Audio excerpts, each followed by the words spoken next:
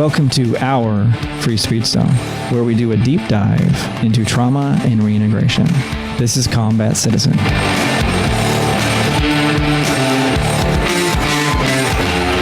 Hello, welcome to the Combat Citizen podcast, Trauma and Reintegration, where we do a deep dive into your trauma and where you speak about how you cope, deal, and reintegrate into society.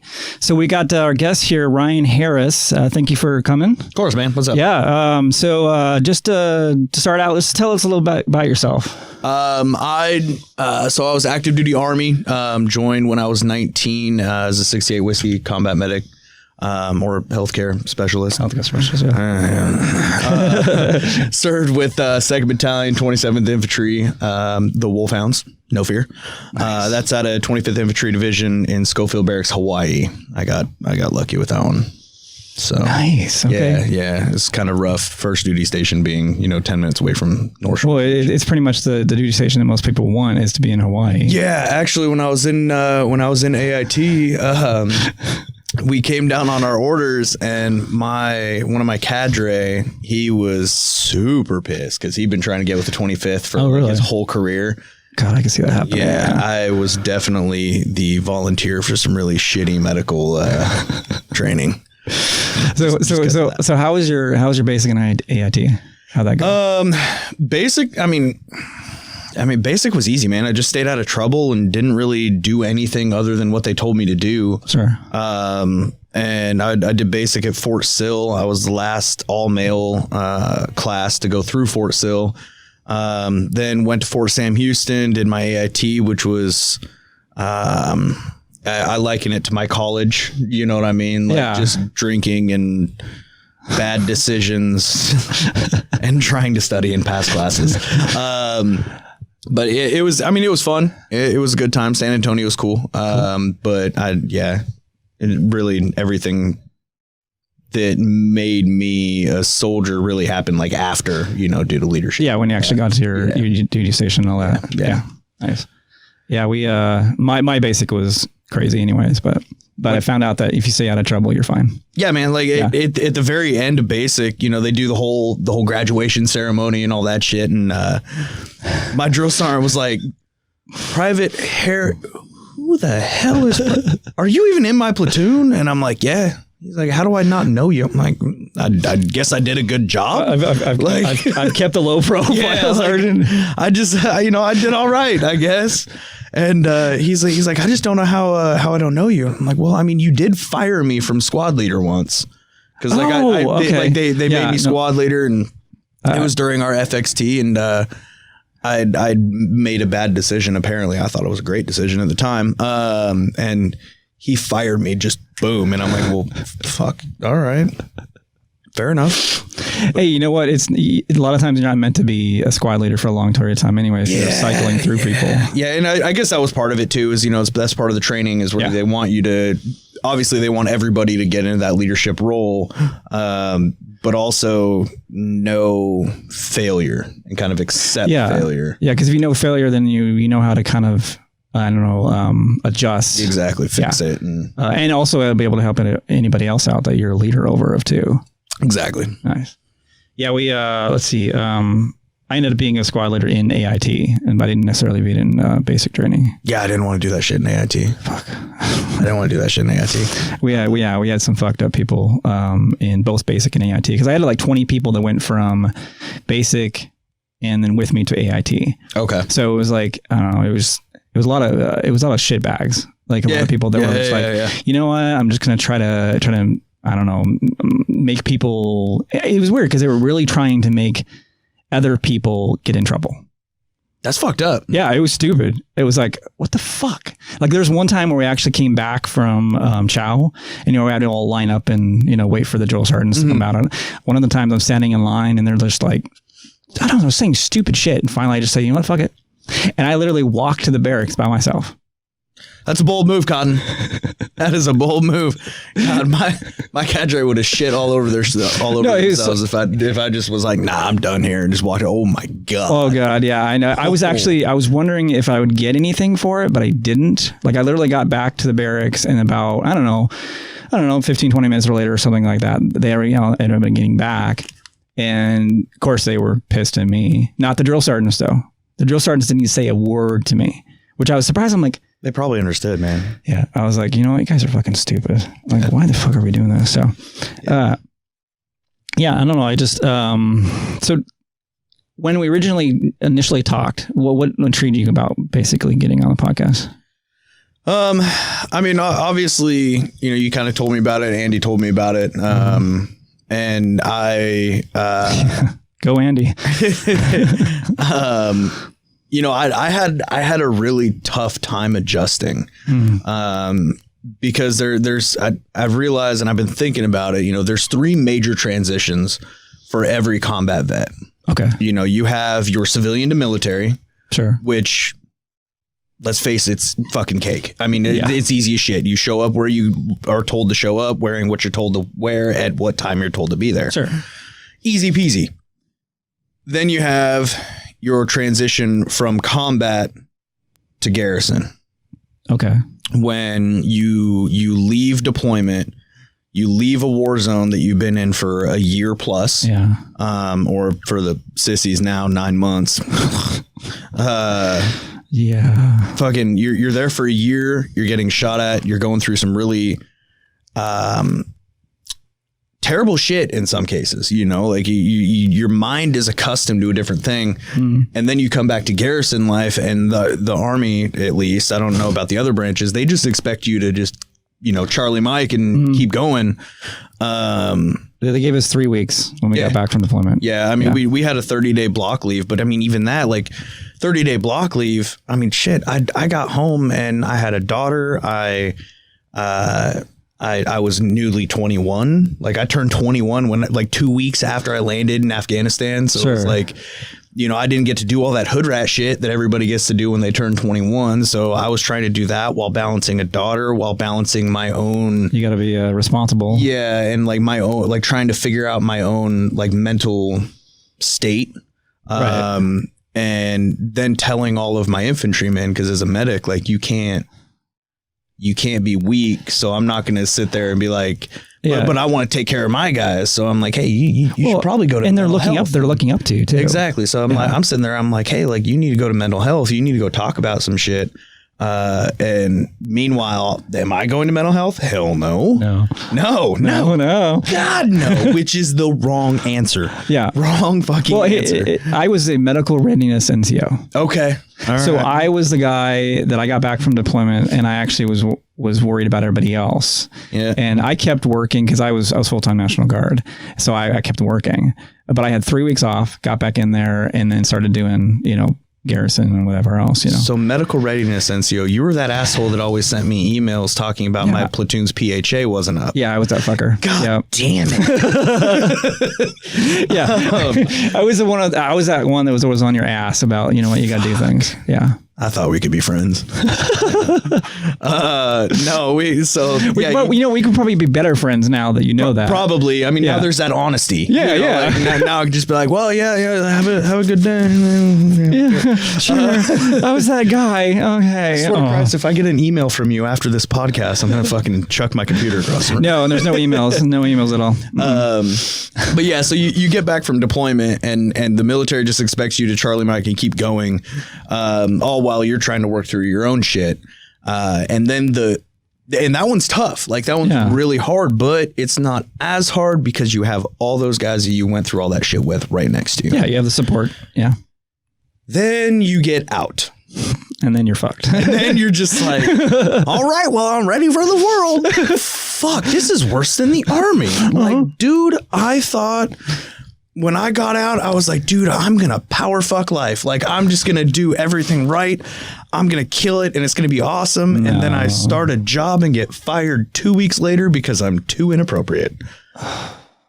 I did tell a coworker to eat a bag of dicks, but he was being a dickhead. Well, so like I harnessed my inner NCO and was just like, dude, if you don't like it, you can go eat a bag of dicks. And then it's like, well, that's not a good thing to say. Yeah. And so, but like the hardest is when you get out and then it's like, you know, you accumulated all of this experience and these accolades throughout your military career, but then you get out and it means absolutely nothing. Well, yeah, well, I mean, a lot of times you can't communicate to the people that you want to. Yeah. The way that you want to. And then you try to, and they're like, whoa. Yeah. What the fuck are you doing right now? Yeah. And that's the biggest part is like the communication, you know, like, but like for me as an example, I got out, I was an NCO. I was in charge of civilians. I was in charge of soldiers. I was in charge of medical equipment, you know, and then I got out, and unless I went and drove an ambulance, which I'm not doing, it didn't mean shit. You weren't in charge of anything. Yeah. I started back at the bottom. So I'm now 24 years old. Okay. Starting at the bottom at a temp agency at $12.50 an hour. Fuck. When just 3 years ago, I was doing Call of Duty shit in Kunar Province, Afghanistan. Okay. And so it's like, it's the biggest kick to the balls. Yeah. And that's the hardest part, is kind of like trying to humble yourself and realizing like, okay, that whole 5 years of my life, while I learned a lot, it doesn't mean dick in civilian world. Well, yeah, because no one's really going to look at you the same way that people looked at you in the military. Yeah. Yeah. Or treat you the same way, you know, or. Yeah. You know. Yeah. So just so what is the one thing, like if you look back at before you got in the military, what is the one thing that you would have liked to have known before that you could tell somebody before they get in the military?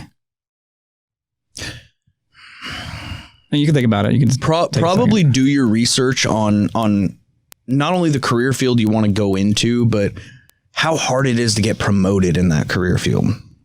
Sure. You know, like as a medic, dude, it's fucking impossible. Like, well, yeah, because you're attached to a certain unit and then being able to move forward. Yeah. Okay. So our like active duty is a bit different than National Guard, because if I remember right, from what I've learned, like the National Guard, there has to be a position open for you to move into it. Right. Right. Active duty is not really necessarily the same. Once you hit a certain time in service, you can go to an NCO board.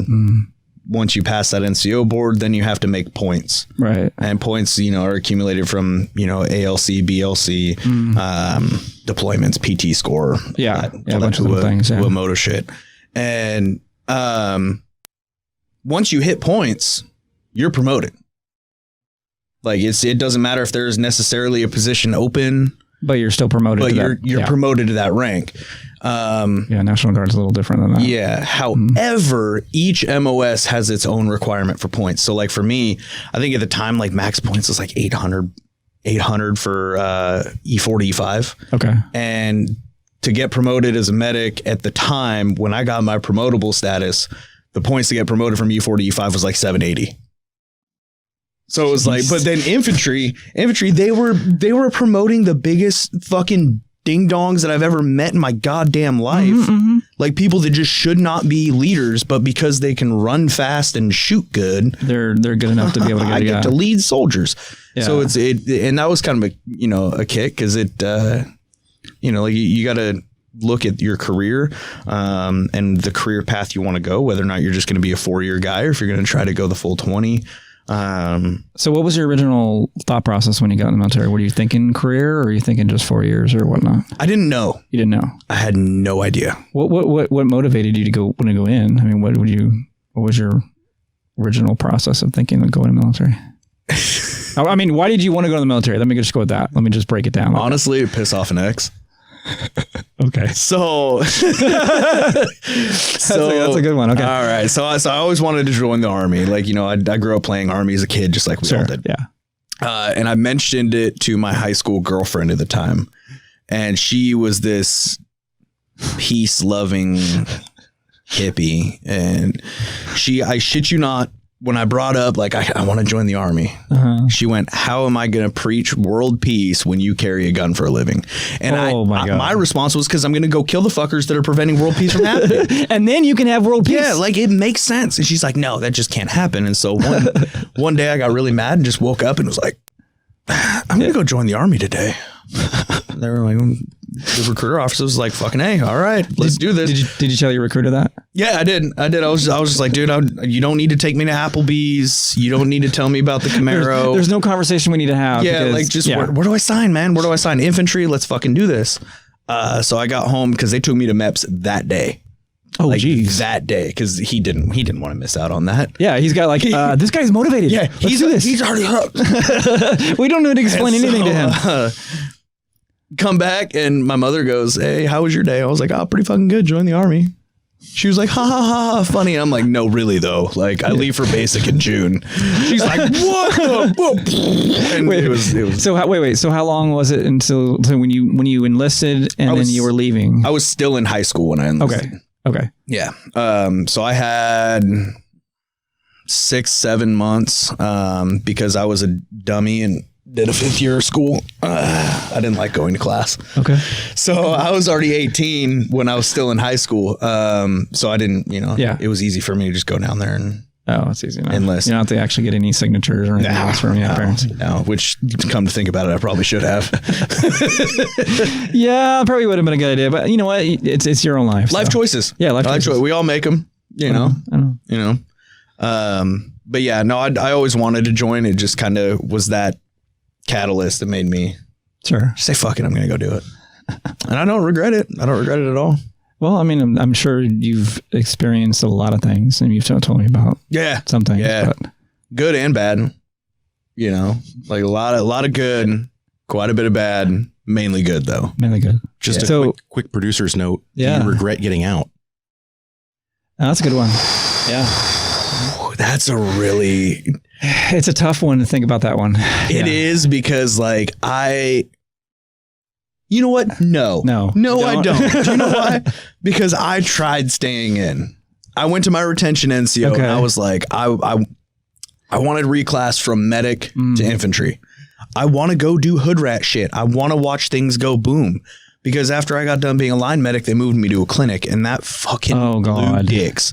Like it was so bad. Well, because you're so used to...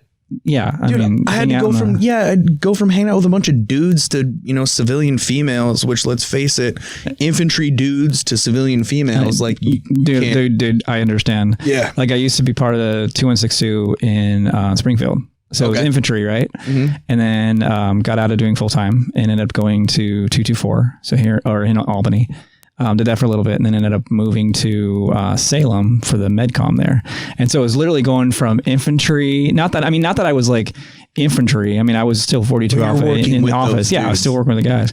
So the conversation would just completely change. So you go from like being, structured and actually saying, yes, Sergeant, yes, sir, or whatever else, that to military discipline. Now calling each other first names. And I'm like, the fuck is that shit? It's so weird. Yeah, it's weird. So weird. But yeah, I went to my retention NCO and I was like, dude, I want to reclass. I want to go infantry. And he's like, no. And I'm like, what the fuck you mean no? Like, I told him, I was like, dude, I will straight make you look good right now and sign the dotted line for another 6 years if you reclass me in infantry. So was it do it? What was it? I mean, what was his reasoning? Like a bonus thing or something? There wasn't. I guess there was some sheet that he had that I don't fucking know. Something about spending too much money to train me as a medic. They don't want me to, go be infantry. But here's the thing about it. It's your fucking career. That's what I said. So I was like, all right, fuck you guys. Like, I'm out then, like I'm not going to go work at BAMC or some other dumbass hospital. I'm not going to do it. I want to be on the line. I want to watch all the cool stuff happen. Well, yeah. There's so much more stuff that's happening on the line. Yeah. It's kind of a double-edged sword because I do regret getting out because I do miss the Army. Okay. But I don't regret getting out because I hated being a clinic medic. I fucking hated it. When they said, this is your office, I said, no, the fuck it's not. Like, I don't have an office. Can we rephrase this? I don't want to be in office. Yeah. Like I don't want, exactly. I don't want to be a pogue. I don't want to be a pogue. Yeah.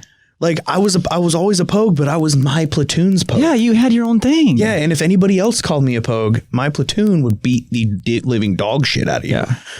Well, here's the thing about it. They could. Your offices was anywhere. Like you could exactly. You could just be like, hey, bring to my office and coat closet or whatever. Most of the time it was my barracks room or your barracks room while I was just playing Call of Duty all day. I was a medic, dog. Dude, I know. We do what we want, I man. deployed with a bunch of guys that were combat medics, so I understand conversations and everything else. I get it. So, no, that's God dang interesting. So we tell us what? What's the producer saying? Just wanted to go and do hood rat shit. I did, man. I want to do hood rat shit with my hood rat friends. That's it. So what is the difference between who you were before and who you are now? Like, is there a big difference? Oh yeah. Okay. 120%. So explain a little bit about that. If you can. It's all dumb shit. Like the way I fold my towels and shirts. Like there's I have an obsession with keeping my fingernails short. I still don't like my hair touching my I see what you're saying though, like as far as personality. I mean, it could really be anything. I mean, but that main personality. Yeah, I found myself more engaged in my surroundings. Before? After. Oh, after. Yeah, because you're always, Exactly. Like before I joined, it was just, I'm out, I'm, doing whatever. Now I find myself more engaged in my surroundings, seeing who's around me, things like that. I've also found myself being a little bit more disciplined when it comes to punctuality. At least attempting to be when my wife is not involved. I love you to death, Samantha. I know. I get it. I mean, if you're not 15 minutes early, you're late. Have you found that you needed to adjust a lot of the times when you're around your wife, trying to get somewhere? 100%. Yeah. The same with my wife. Yeah. Like she wants to be there on time, but then her time is not the same thing as my time. Mm-hmm. And I'm like, I know I need to leave the house by this time to get to this time. So I'm going to tell them that we need to be there 30 minutes before we actually need to be there. Yeah. Sometimes it works. Sometimes it doesn't. Like today, we had to be here at 3:30. What time do we show up, boys? Fucking 4. 4. Hey, dude, I said, which is the time that we needed to be here. I'm just saying. And it's not just the time thing. It's like I have to kind of adjust me. Yeah. Well, and especially when you're worrying up somebody else. Yeah. Like looking at you, like being in the military and knowing, okay, so I know I'm gonna need to be on time. I know, like, I'm only worrying about myself is different than now I got to worry about somebody else with me and be like, okay, so try to get them to understand the same concepts that are in my brain and what I've learned. Yeah. That and not.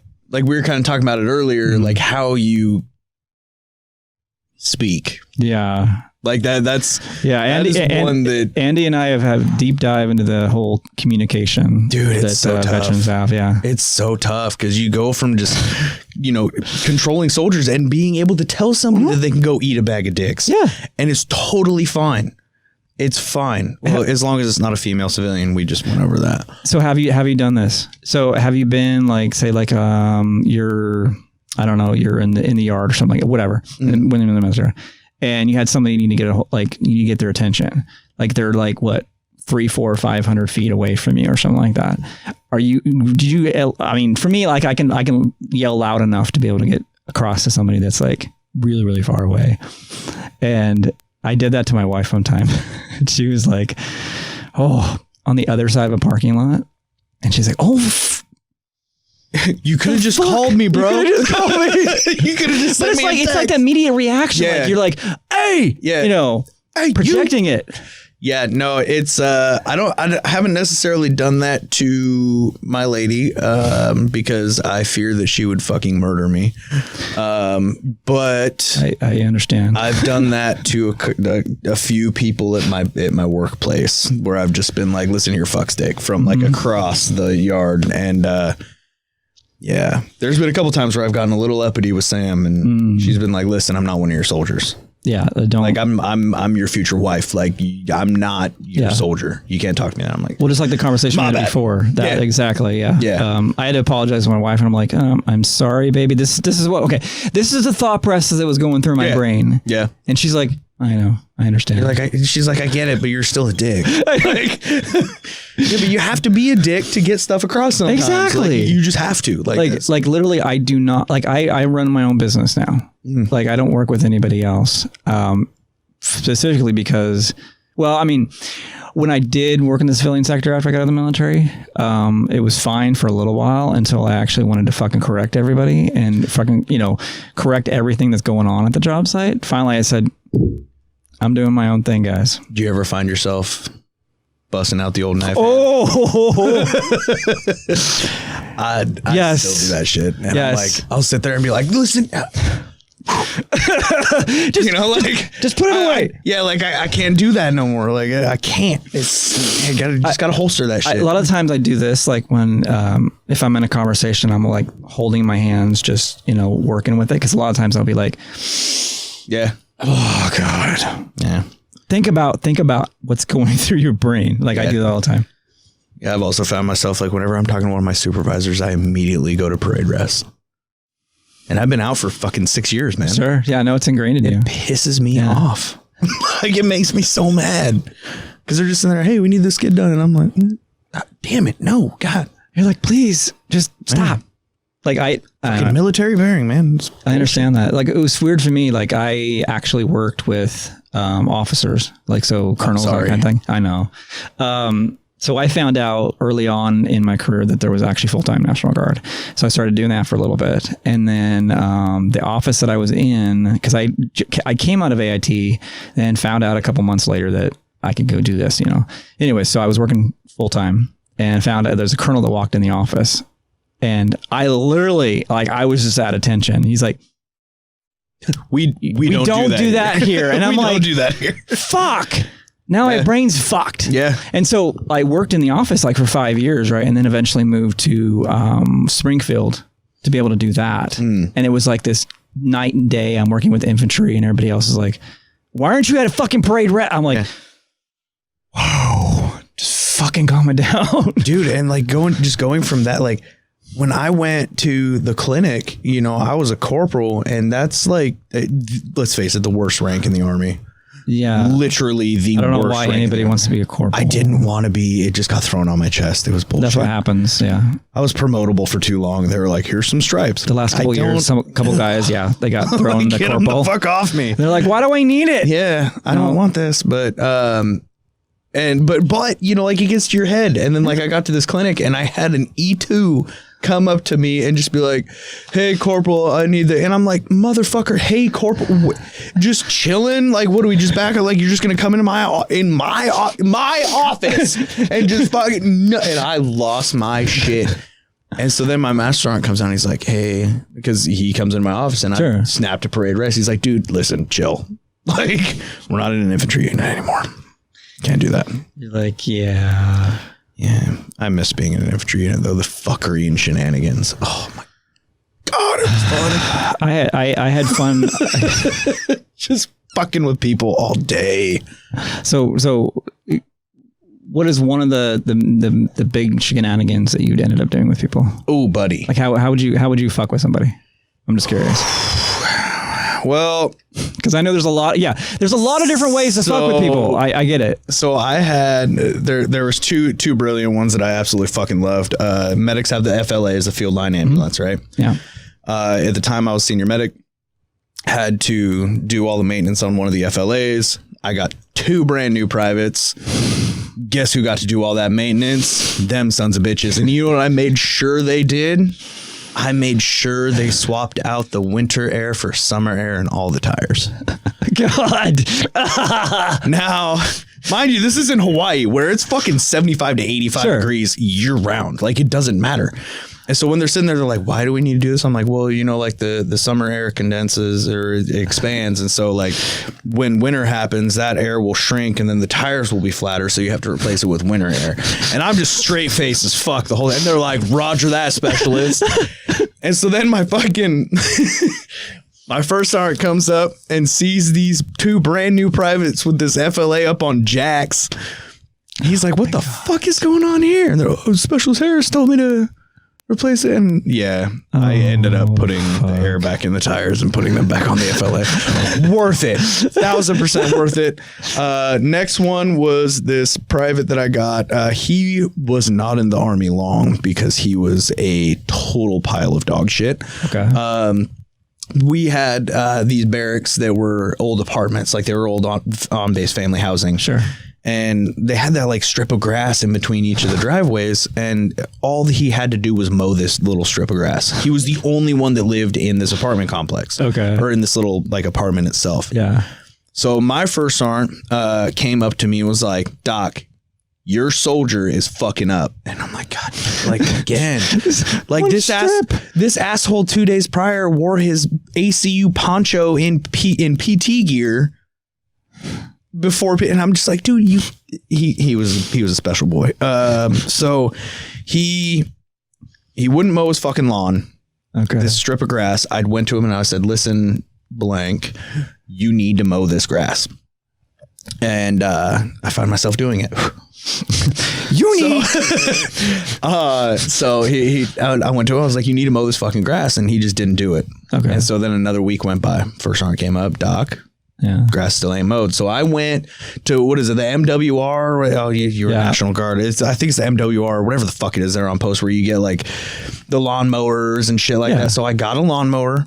I got him the gloves, the eye pro, the ear pro, all the PPE. I even got him a goddamn PT belt and said, listen here, this will be done by the end of the weekend. It wasn't.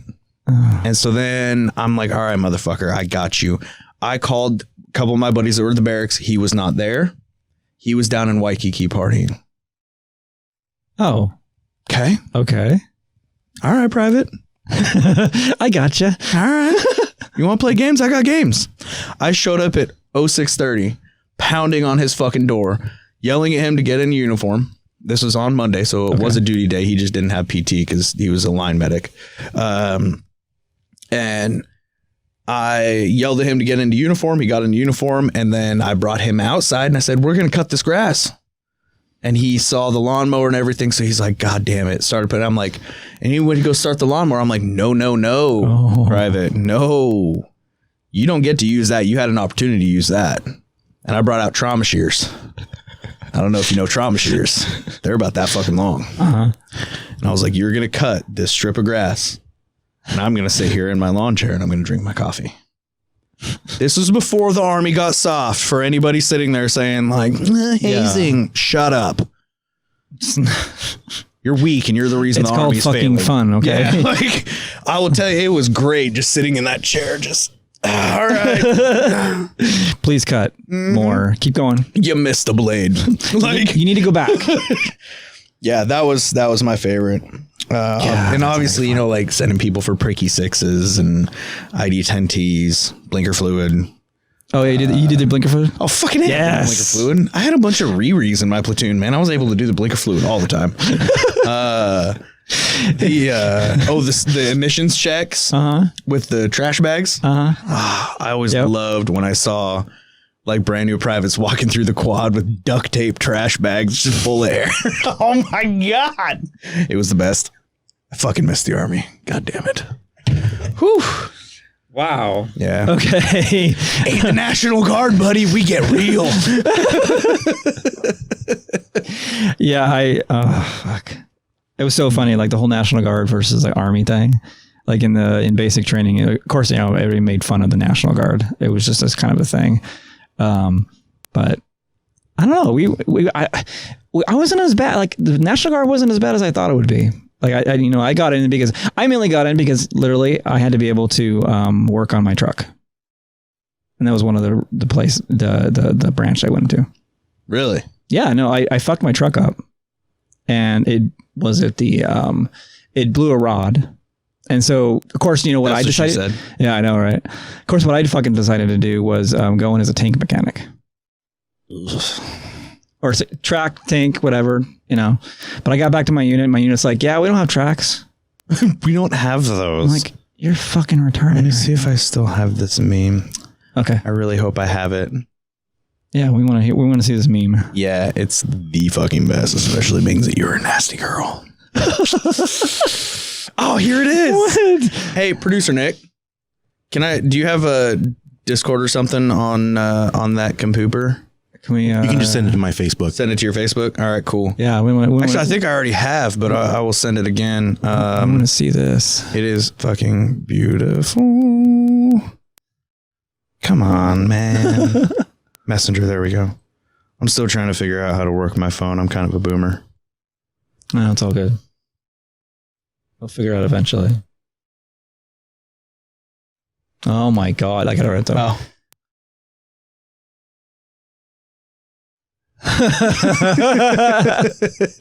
Yes. It's fucking perfect. No, it is perfect. It really is. Mm-hmm. Because I mean, like we do the same shit. We do the same shit, but it's still like there's this sense of entitlement for us active duty guys. So did you get okay? So this is what happened when I was in MEPS. Okay, like all the guys, like we're all around the pool table up in Portland, right? Anyways, so all their branches are giving each other shit. The same thing. Yeah, pretty much. Yeah. Okay, cool. Yeah, I mean, it's I was just actually partying with a Marine last night, and the amount of crayon eating jokes that. I think we're all just stuck with these jokes. Like, no matter what branch we're in, we're stuck in this, like, that you're National Guard. You were National Guard. This is what you do. That you're a Marine. This is what you. I mean, realistically, it's all the fucking same. We all have the same mission, except for the Coast Guard. Y'all are not the military. Sorry. Homeland Security. Yeah, that's a different story for a different time. Okay, so you said you deployed, right? Yeah, I did. Okay. I did 2011, 2012, Kunar Province. Okay, so you want to talk a little bit about that? Yeah, man. Deployed as a line medic to an infantry company, Charlie Company, like I said, 227. We were in Kunar Province up at FOB blankety blank. Okay. Yeah, of course. OPSEC and such. Yeah, I know. I get it. Yeah. There is actually no Americans there anymore. That was during.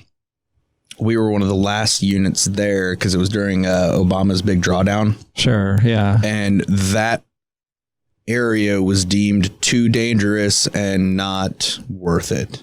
Basically. Okay. So they pulled everybody out, and there's no Americans there now. I bet the fucking ABP and Afghan army have probably given that fob to the Taliban already. But they're like, we're just gonna give it away. Yeah, they're like, hey man, you want these night vision goggles too? Like, here's these. Fucking dirtbags. But yeah, no, I was there for a year. It was a good time, and saw a lot of crazy shit. But I mean, like the memories that I try to retain is like the good shit. Sure. You know what I mean? Like the funny stories, like when we broke into the Chow Hall fucking Connex box, steal a bunch of steaks and stole them to our ran them to our checkpoint so we could have a big fucking grill out at our checkpoint. Or when my buddy Hearn was an assassin, and he'll know exactly what he means when he watches this shit. It's just funny shit. Like I try to remember those funny things because when I really look back on it, those good times most definitely outweigh the bad. Oh yeah. You know. Yeah. I think that's the only way you can go. Yeah. Yeah. Yeah. So seeing that the show is about trauma, was there anything that you noticed that, you know, even like after getting out of the military or during the military that affected you now? Something that you want to talk about? Yeah, I mean, okay, I'm an open book. I've had a couple beers, so I'm ready to go. Man, there for a while, you know, like I had, like we were talking about earlier, I was telling all my infantrymen, go to the doc. Yeah. You know, go to mental health. Get your shit checked. But my mental health was at the bottom of a bottle of Jack Daniels. Okay. Like I couldn't sleep. I didn't want to sleep because my mental state at that point was only the negative. Sure. I kept seeing the same shit over and over and over and over until I just drank myself comatose and fucking passed out. I got out, and I was feeling all right when I got out, but then I realized once I got out that I didn't have that camaraderie anymore. Yeah. That's when it started getting worse again. Because you got to try to figure out like how you're gonna Exactly. deal. Yeah, exactly. Because I didn't have my infantrymen that I could talk to anymore. I didn't even have some of the old, like the medics that were there at the clinic that were combat medics that had been through the same bullshit that I was. I couldn't talk to them anymore. I mean, I could, but it's not the fucking same as sitting across the table. Did you find that like you're alienated yourself from I did. Everybody 100,000%. Okay. I would go to work. I would get home. I would bury myself in video games. Until I got drunk enough to where I couldn't move around and in the game, and I passed out on the couch. I didn't even sleep in my own bed for the longest time. I only slept on the couch. The reason? Yeah. I could look out the window. Yeah, no, I get it. I could see the window. So it's just crazy shit like that, right? Mm. So then I started talking to people. I went to the fucking VA. Sorry. God damn it. I feel you on that one. Part of me just wishes I would deal with the PTSD than deal with fucking VA. Like, it's almost worse, but yeah, it has gotten a lot better. But no, I started talking to people and working through shit, and it was a tough go. Yeah, it was a tough go. But it, now anymore it's just fuck loud noises. Somebody comes up and grabs me from behind, you're probably going to catch an elbow. The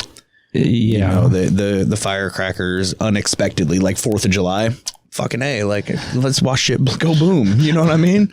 But if I'm just chilling, walking down the road and something goes boom, I'm going to hit the deck like 110%. Have you ever like in those instances, been with your wife at the same time? Oh yeah. And then something happens and you're are you being like that protector kind of like, okay, down, or whatever you do? Like what happens in that instance? It's just, it really depends on where it's kind of coming from. Okay. It's rare that it happens anymore though. Like it does get better after a while. You just kind of realize, well, fuck, I'm in the States. Yeah, you're not really. Yeah, like I don't have to worry about that. There's no Wolverine. You're not in the sandbox anymore. Yeah, like we're not. We're in the States, man. Like it's fine. Mm-hmm. Really, the only thing I deal with anymore are just the occasional bad nightmares and this fucking tinnitus, bro. Really, dude. All I hear in my ears every now and then is just wee and ugh. Yeah, that's one of the questions we ask everybody all the time in the med comms. Yeah. Like, do you hear this wee in your ears? Yeah. Shit's a bitch. Well, it's hard. It's hard to describe to somebody, or it's hard to relate to somebody when you don't have it. Like, yeah, I don't have it myself, but it's like when you're asking people the questions, like, do you have this whole thing? And Andy's got it. I do. I wasn't in the military, obviously, but I've had too many concussions. Okay. I was going to say too many peckers of the year, but that too makes sense. I did live in Portland. There's fair. That's true. Okay. No, like, I mean, shit, last night, we were at a party and there was a dog there that had this like perfect pitch of bark and wouldn't stop fucking barking. Dude. And that pitch like set off my tinnitus and to the point where Sam was like, are you all right? And I'm like, huh? Because all I heard was just wee. And I'm like, fuck, I can't hear. She had said something to the owner of the dog and was like, hey, if he seems tense, it's just because he can't fucking hear anything. Sure. And like she's cool. She's like the best person ever when it comes to all my crazy army bullshit.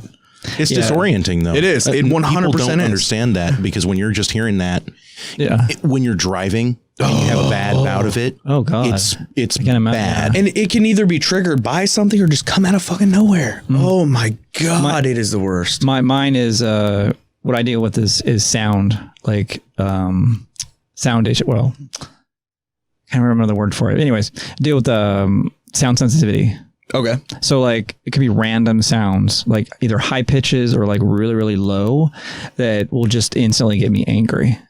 And it's just like, I'm glad that my wife understands it, because there's times where I'm just sitting there and there's just something that came on the show last night, or a show we were watching last night. And it was just like this high pitched, like it was after an explosion in a show. And so there was like a That's tinnitus, dog. Yeah. And I'm literally like, I get it now. I'm literally sitting there and she mutes it right away. Like she knows, you know. Yeah. And then she turns it back off of mute and then it's still going. And I'm like, and she's like, puts on mute again. I go, and it's just like me working through that. Oh my God, I want to fucking... I just want to punch this TV. I just want to fucking punch the TV right now. I want to take the TV. I want to fucking throw it. You know, whatever else. I remember the first time you came into the studio, you were so relaxed. Like you sat down and you just, I know people on the camera can't see me, but if I can just describe it, you Let just me see if I can mimic. He did. You went limp and you just kind of had this look of like, oh, finally. Well, yeah, because Just like quiet. Well, yeah, because of the room being soundproof, which is really nice. Yeah. I'm always listening for everything. I mean, of course, right. But then I've also got all these other sounds like low dog sound, barking sounds, which fucking are annoying. Diesel truck sounds, which are fucking annoying. Not every diesel truck, but there are some diesel trucks. Like I had a neighbor. Careful, man. You're going to offend the rednecks. No, I'm okay with the rednecks. Don't you talk shit about my 7.3, boy. Okay, the rednecks that are listening to this, you're totally cool. I get it. Bro, we're sorry you have tiny dicks. You have to drive a diesel. Yeah, guys, sorry. I mean, shit, did I say that out loud? Oh, fuck. We're going to alienate the guys that have big trucks. Sorry, guys. Fuck those guys anyway. But yeah. Do you like, so me personally, I have to like, when I'm going to sleep, I have to have a show playing or something. So we have a white noise machine in the room. So yeah, you have that. Yeah, I have to have something that's canceling out. Yeah. So when I'm doing schoolwork, I'll have to have like my headphones on because I literally will be listening for my wife. I'll be listening for everything in the house. And so I'll be listening to music and I'll also be listening to like either white noise or like the gigahertz music or whatever else. Both of those things at the same time so that it cancels out everything so I can't hear anything around me. Because if I do hear things around me, then I can't get as focused as I want to get and then I will get angry. Yeah. See, I'd once again go back to my lady just being the fucking best. When we first got together, her like one of her biggest pet peeves was noise and light when she goes to bed. Oh yeah. Right. Like she's one of those weird sadistic people that has to have it just pitch black and silent. It's the same with my wife. Yeah. And so when we got together, she started coming over and sleeping there. I had the TV on and she's like, absolutely fucking not. And I'm like, sorry, this is what you got to deal with. And she's like, all right, well, let's compromise. Like just do the iPad. Sure. You know, so I have my iPad and, you know, she's adjusted. I've adjusted, but like, I have to have that noise, that kind of, that borderline stimulus to keep my mind. Cause if I hear something out back, dude, I'm going out there clearing that bitch like I'm John Wick. Oh, you no, I mean? I totally get it. Yeah. Like, so I have to have that noise going to, because if I'm not hearing wee, I'm hearing bad shit. You know, you're like, what's going on? Fuck it, what's going on?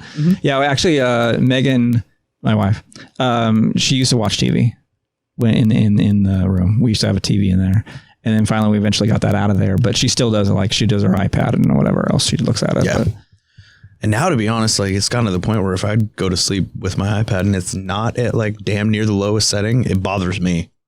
So it's, you know, it's helping a little bit. But yeah, you know, it's interesting when you have that hypersensitivity. Yeah, no. So hypersensitivity. So when you go out, like, are you always looking around when you're in like in a restaurant or a store or whatever else? 1,000,000%. Yeah. Like, I mean, dude, when we showed up, I mean, for fuck's sake, we showed up and I go, hey, Andy, I'm going to put my Glock here. Like, I'm armed all the time. Sure. And that's, you know, it's one of those things where I'm always looking. I'm always aware. At least I'm trying to be. And does so Sam, right? Yeah. Okay. Yeah. So, being that she's super supportive and understands what you're going through and what you do, when you guys go out to, this is what my wife and I do, like I'll go out to a restaurant and she immediately is like, okay, so you're going to sit where you are comfortable. Bingo. Yep. And if you boys don't have a woman that does that, you're in the wrong. Yeah, you need to find one. Yeah, you gotta find one, bro. Because she will literally go. She will go into the restaurant. She goes, okay, so where do you want to sit? Jinx. Yeah, we just become best friends. Yes. Where do you want to sit? Where do you want to sit? Well, baby, I want to sit where I can see that door. Yeah, let me see the door. That's it. That's all. I don't even, to be honest with you, I don't really give a fuck what's behind me. Like, I just look real quick and then I'm like, all right, I just want to see who's coming in now because I already know who's behind me. Sure. I just want to see who's coming in. And Sam will just straight up, yeah, here, you can sit here. Like, she doesn't even ask anymore. It's just she'll sit and I'll sit and done deal. Let's fucking get on stuff in our faces. Yeah. I've even gotten I've gotten to the point now I have friends and other business owners that know what I'm going through, and they're like, I'll walk into for a coffee meeting or whatever, and they'll be like, okay, so where do you want to sit?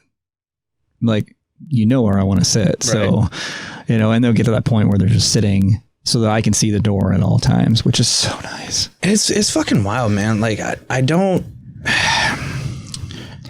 it's hard to kind of get rid of that too. Yeah, no, I mean, I find that it's not the easiest thing to reduce down, I guess. Yeah. One of my biggest weaknesses is when you go to like Olive Garden is a huge one for me. Like you go to Olive Garden and then they have like all the different little corridors and bullshit. Oh my fucking Christ! You want to see me have a goddamn aneurysm? That's how you do it. Just send me to that place. Don't stick me in a corner with a bunch of booze. I don't go into stores much anymore. Only just because I can't. Well, I mean, I don't like dumb people anyways. It's just not the thing. And you can't tell people they're dumb either. No, I can't. I'd be like, hey, dude, which you're dumb. We used to be able to. I know, right? You used to be able to be like, dude, you should have been swallowed. And they'll be like, that private's an idiot. He got told he should have been swallowed. But now you say that and people are like, oh my God. People are fucking offended by anything. So it's so bad. I find out a lot of times I filter out a lot of conversations. Only because a lot of people don't know how to have a conversation. There's a lot of times where Sam looks at me and goes, shut up. Don't say that. Megan does that all the time because she knows exactly. She'll be like, I'm reading what's going on in your brain, baby. Don't say anything. Like, don't say a word. Walk away. Sam's big tell is when I go, nuh-uh. I will audibly, nuh-uh. And she'll be like, shut the fuck up. And I'm like, but did you see? Nuh-uh. Yeah. And she's like, God damn it. Yeah, it's like, you just can't do it anymore. Like, we can't do it. And that's a huge fucking transition, is going from what you want to say to anybody's subordinate. Okay. You can't say what you want to say to the people that are above you, but to everybody below you, you can say whatever the hell you want. And that's fine. Yeah, I don't know. I just can't, like, I don't have many conversations with people outside of my inner circle because, the people that don't know you have conversations. Yep. Which is nice. Like the people that I actually can communicate with and say, be myself, which is very small. Dude, it's relieving. Oh God, it is so relieving. Like when you're able to just kind of say whatever the hell you want and people break down those walls and you're just like, fuck yeah. Yeah. I did that at a meeting one time, and I actually said "fuck." Like we were talking about that on Discord the other day. Yeah. You were like, yeah. You were like, yeah, fuck it. It's just. And the gal was like, Ryan, it took you. You took long enough to be able to say "fuck." Like I know you're a veteran. Yeah. Why weren't you saying "fuck"? I was like, you know what? Because I'm kind of trying to build my business. Okay. Trying to be professional. Fucking shit. Yeah, trying to be professional. All right, so let me think about it. One more question I want to ask. Okay, yeah, I actually thought about this one. So if you had to name your biggest win, loss, or failure in the military, what would those be?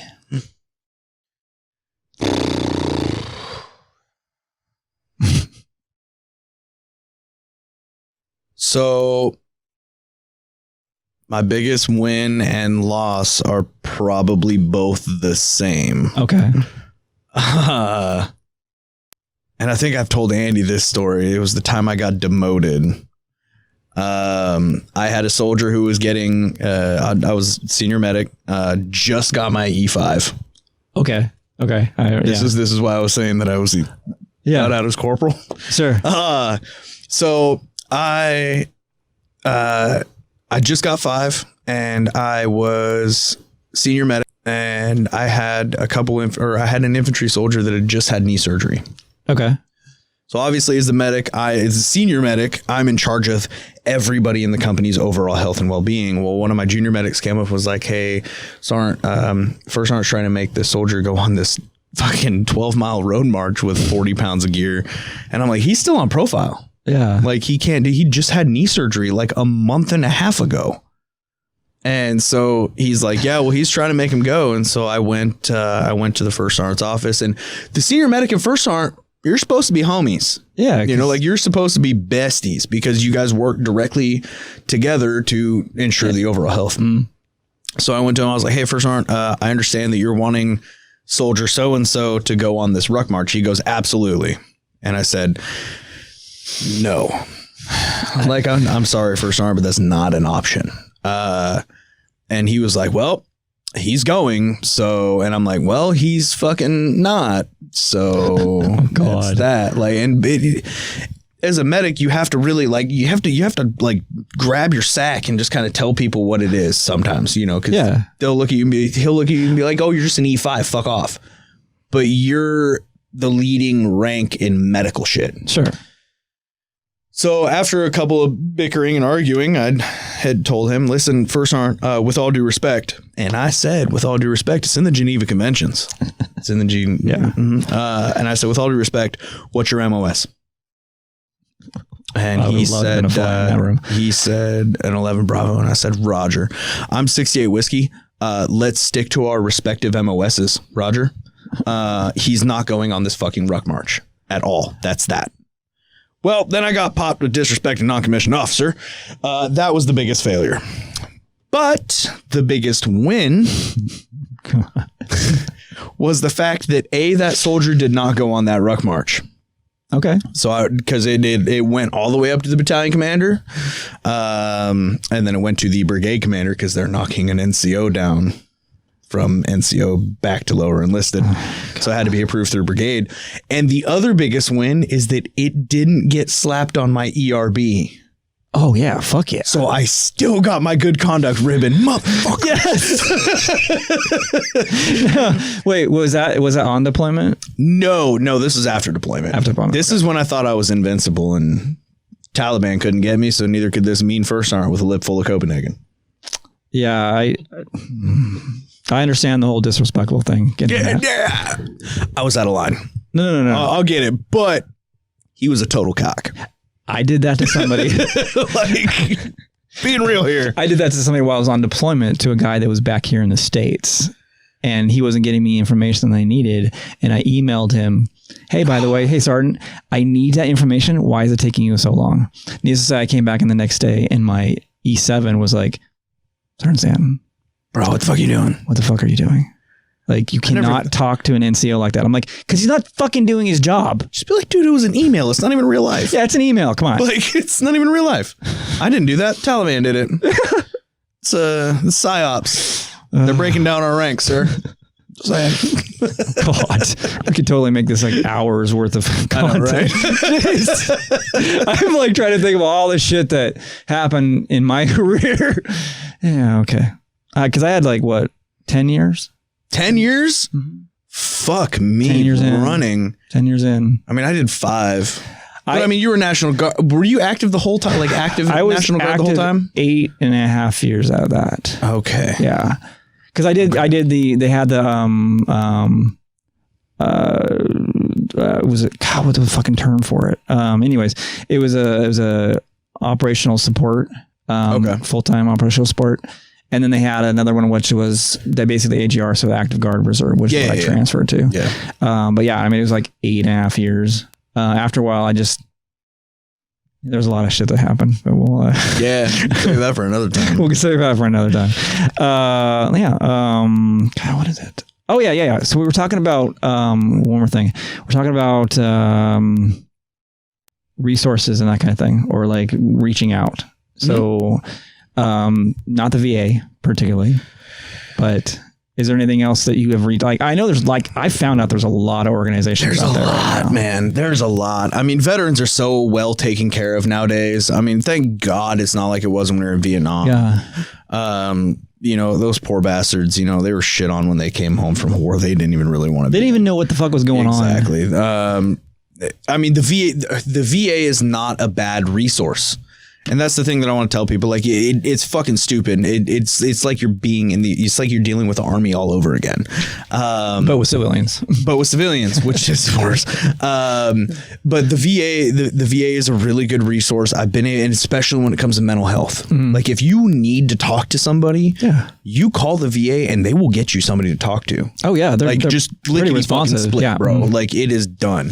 Then there's always good old reliable, your fucking, and I hate this term so much, but your battle buddies, man.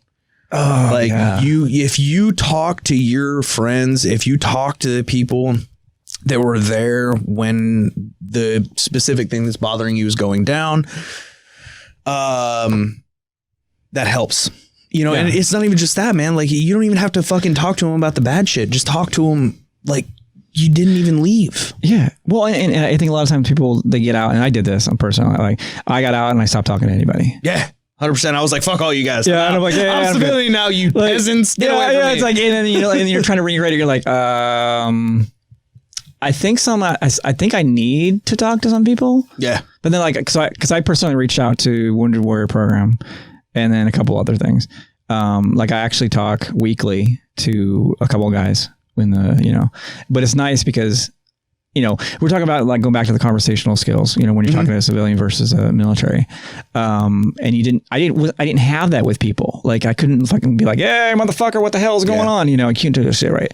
But then, you know, I get these conversations with these guys, and I'm starting to there and think, like, maybe I need to start, like, reaching out again to people. That fucks with you though, man. It does. It fucks with you though, because you start talking with these dudes again, and then you get back into that mindset, and then you have to do your bullshit transition all over again. You're like, God damn it, I can't talk like this to normal people, but I was just talking to the like but seriously though, like, resources, your best resource is your friends, the guys that were there with you, man. Like, everybody, I'm not saying you have to like everybody that was in your platoon, but, like, fucking where me and two guys, bro, we played Modern Warfare until fucking 2 or 3 o'clock in the morning the other night. And it was literally the most fun I've ever had in my fucking life. Sure. Like, because I felt that again, you know, that friendship. Yeah. The camaraderie, that closeness, and that bullshitting that you normally get. There's a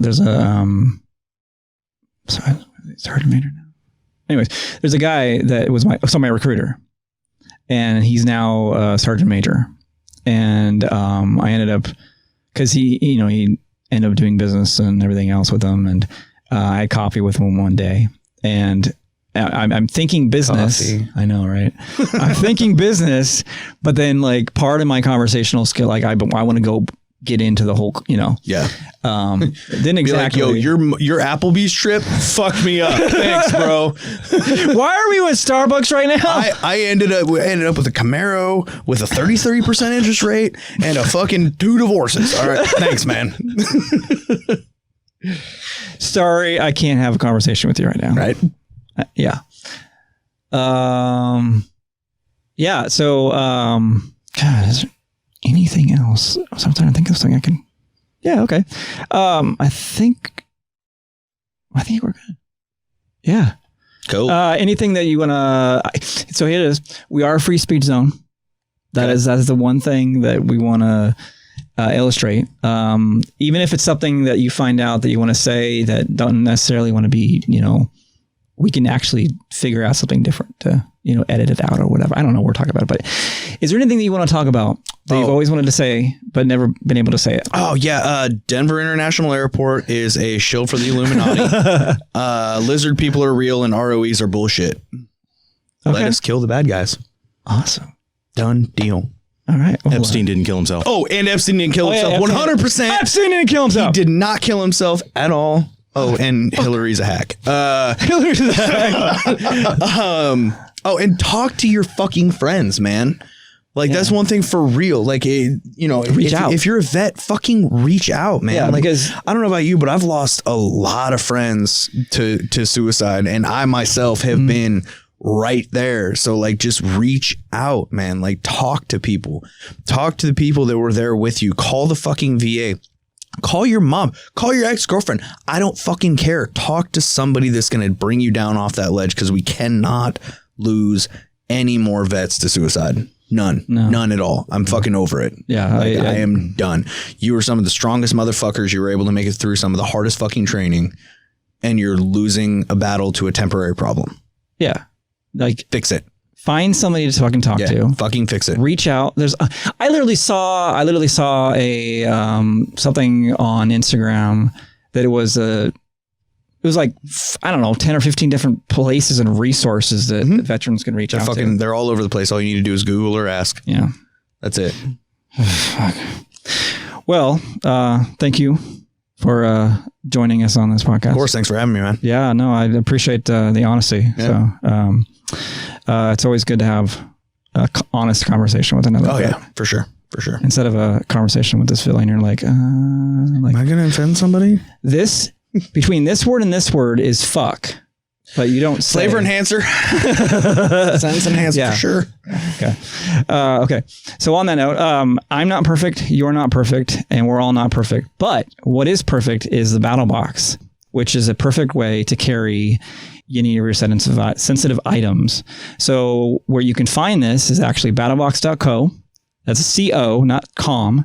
You won't get the right place. So anyways, and you can actually reach them at yourbattlebox.com or yourbattlebox@gmail.com. Sorry, that's the email. So if you've got sensitive materials to carry, like prescriptions, let's say you need essential oils to get you through your day.